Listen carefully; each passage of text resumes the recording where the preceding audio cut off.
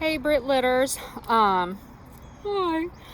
I am very devastated that we did not get to do our King Arthur short story that we're going to do maybe if we get back. Also, because of like copyright reasons, we can't watch the movie King Arthur, which again, when we get back, which means out of pure necessity, we're moving out of the Middle Ages into the Renaissance. Okay? To recap, remember, we've looked at Anglo-Saxons, we've looked at the Middle Ages, and now we're in Renaissance. As we continue to progress, we always have to ask ourselves, what makes a hero? For this particular era, what do we think is heroic? Because we did see a big difference between like the Anglo-Saxons, the breaker of mead hall benches, and our Knights of the Round Table in the Middle Ages. Like chivalry, I will fight for, remember the three?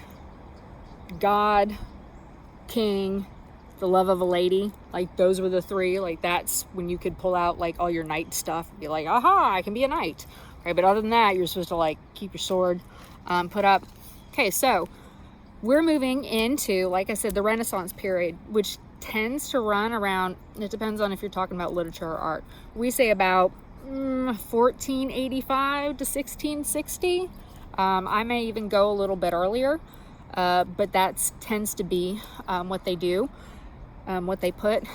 So one of the things that brought around this wonderful Renaissance is our pal Johnny Gutenberg in 1440 comes up with the printing press. Okay, this is huge. Because keep in mind, up until now, books are like those huge, like Bible-y things that you just have monks sitting for like hours and hours and hours just writing. Like everything had to be handwritten. So to have a book meant that you were really rich, and it was really, really rare. And because of that, a lot of people could not read. Because I mean, if you only have like one book in your entire town, I mean, and it's owned by the priest, like what are you going to do? So with the printing press, we've got the ability to start, I'm not going to say churning out because it's not like it was super simple, but being able to get more literature, more writing out there that could be accessible to people.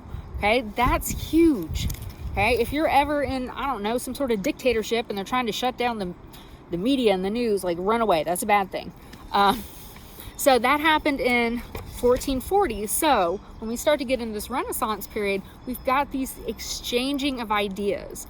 Okay, it's not just UK, British being all like secular by itself. We're trying, not just trying, but starting to get ideas from down on the continent, like Italy, Germany, thankfully for science, like some of the Islamic sciences, things like that. Okay, this is also the time when we've got like Francis Bacon and like I say Charles Columbus, Christopher Columbus. You know, we're exploring all the new worlds. Okay.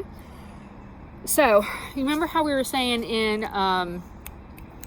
like, Middle Ages, we've got our feudalism where, you know, the king looks after the lord, who looks after the knights, who looks after the serfs, and vice versa.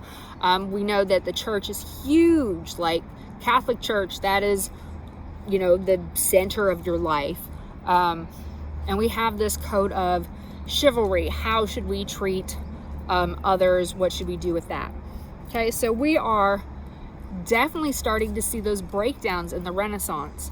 Okay, remember how we said the church, the Catholic Church, this is important, the Catholic Church dominated life from normal people. Well, by even the 1500s with Henry VIII, he had all the wives, you know, he literally broke with the Catholic Church just because he wanted to divorce one of his wives. So it took, like, Catholicism is the heart of everyone's life, and within, you know, his lifetime, he's like, I don't really want to do Catholicism anymore, let's do a different religion. So then you start having all these religious factions.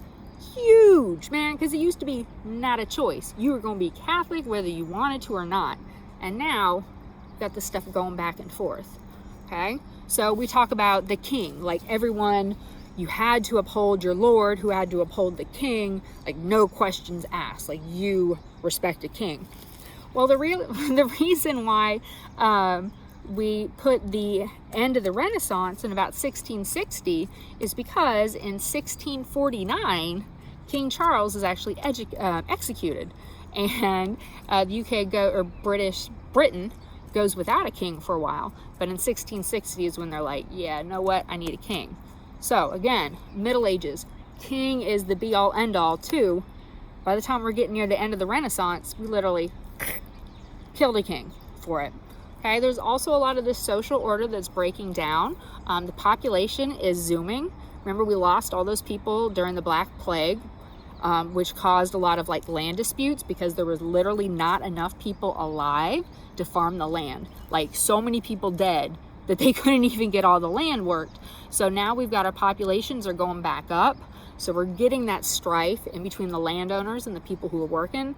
So we've got just this melting pot, I don't know, like dynamic keg of gunpowder, to get these real societal changes. And we're definitely going to see that. We're going to see that in some of the literature that we read, and the poetry, things like that.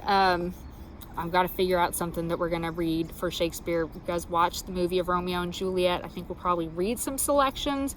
You're supposed to do, I think, either Hamlet or Macbeth. Personally, I like King Lear, so I might pull from that just because what y'all going to do about it? Yeah?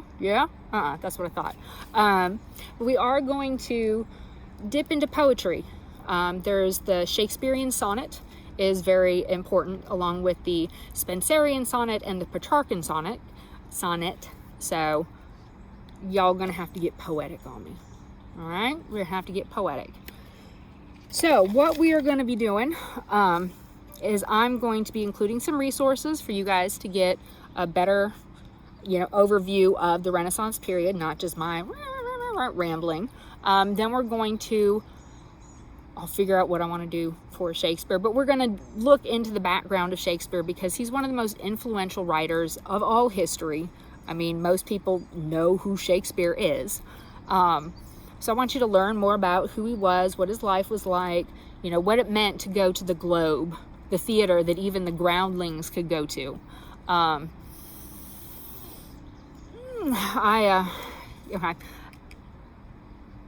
my train of thought. Actually, if y'all do really well, I may post something super embarrassing, a play that I was in when I was in 5th grade that was about William Shakespeare.